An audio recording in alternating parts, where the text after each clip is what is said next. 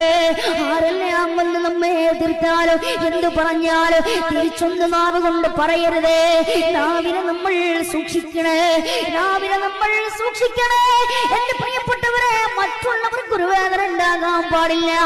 നമ്മുടെ നാവ് കൊണ്ട് പറയുന്നത് ആ സമയത്ത് ദേഷ്യം പിടിച്ചുകൊണ്ട്, അതല്ലെങ്കിൽ നമ്മൾ പ്രകോപിതനായി പറയുന്ന നേരത്ത് നമുക്ക് എന്തെന്നറിയില്ല, പ്രഷർ കൂടിയിട്ട് നമ്മൾ എന്തെങ്കിലും തോന്നിയത് പറയോ. പക്ഷേ പിന്നീടതൊന്ന് ആലോചിച്ചു നോക്കുമ്പോ, യാ അല്ലാഹ്, ഇതാണോ ഞാൻ പറഞ്ഞു പോയത്? ഇതാണോ എന്റെ നാവ് കൊണ്ട് പറഞ്ഞത്? റബ്ബേ പൊറുക്കണ അല്ലാഹ്. അല്ലാഹുവിനോട് തൗബ ചെയ്താൽ പൊറുക്കോ?